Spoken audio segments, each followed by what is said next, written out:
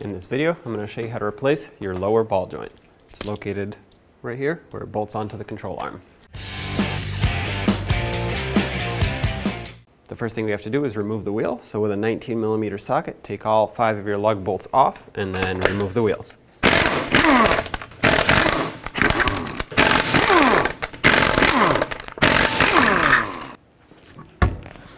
And now with the wheel off from underneath the control arm, you can see an 18mm nut here and 2 14mm bolts. That's what we're going to have to take off to do this ball joint. So what's happening here is the bolt is spinning, is kind of stuck to the stud and is spinning the whole stud in place. So to overcome that issue, I'm going to take a 6mm Allen socket and I'm going to put it right in the middle here. Make sure it's seated 100% all the way. And I'm going to take my wrench, slide it over the nut. I'm going to hold the stud while I take the nut off.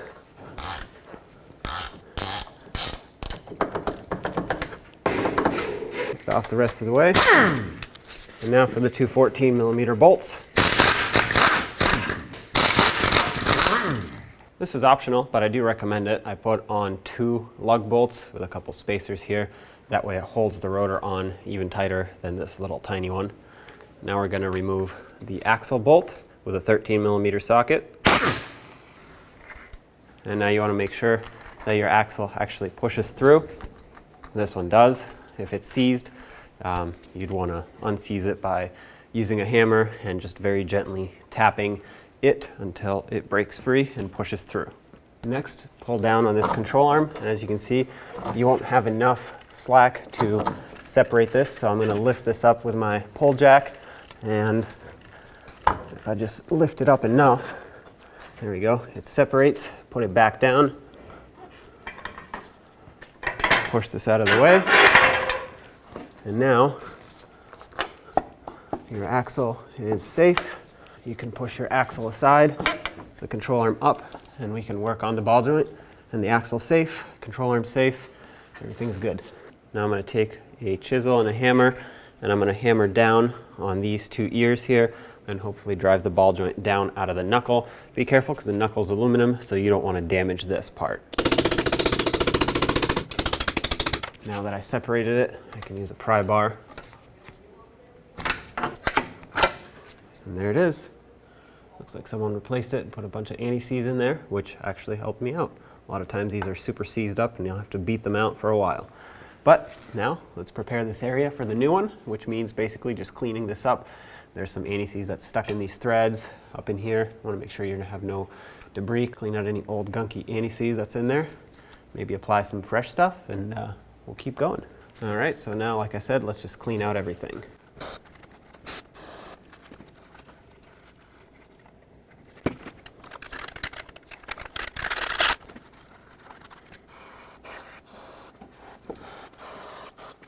We'll let that dry.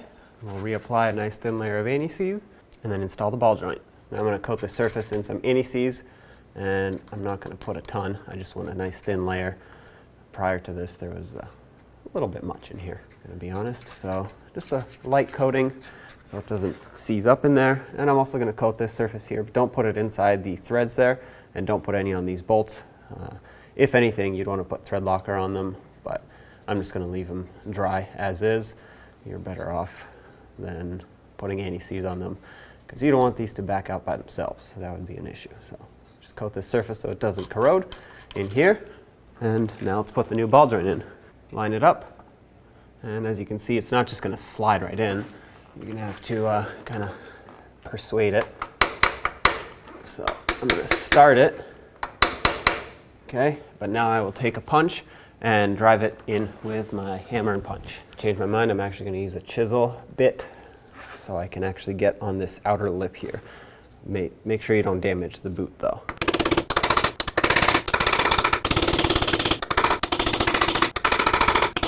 Okay, at this point I'm going to start the bolts in. That way it kind of guides it better. Comes with new bolts, use new hardware if possible. And I did take these washers off of the old bolts. As you can see, they're a little wavy. And those are spring washers. They help keep tension on the bolts. So I'm going to reuse those, but obviously new bolts, and like I said, I'm going to put them in dry. No lubricant or anti-seize or anything like that. I'm going to drive these in slowly, and I'm going to watch for the ball joint so that it kind of seats itself just right. If it doesn't, I will correct it by hand. This is a 15 millimeter now. Just go slow.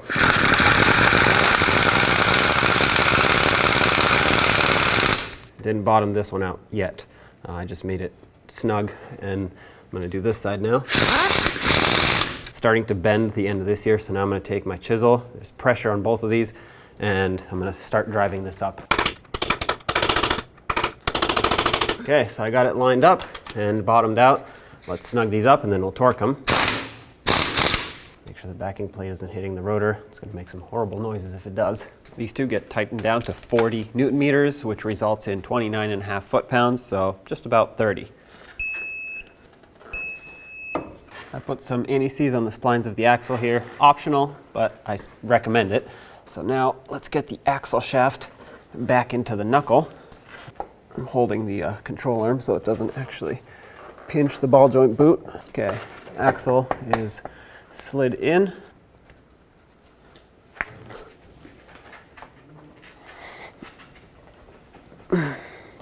Okay, I'm prying the control arm down.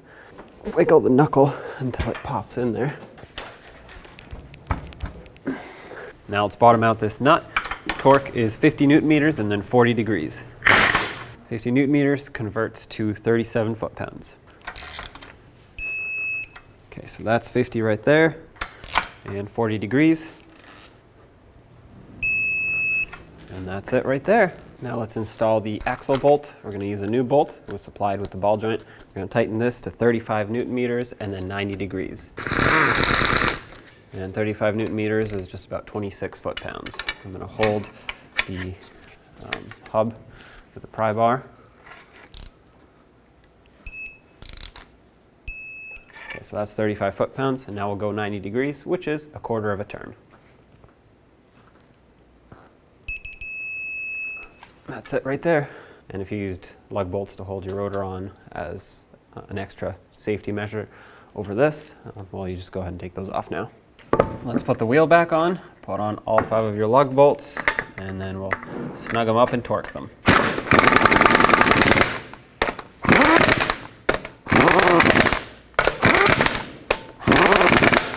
100 foot-pounds in a cross pattern for these lug bolts.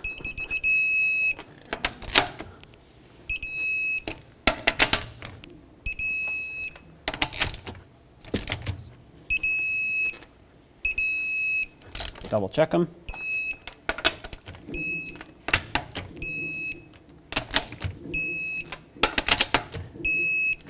Perfect.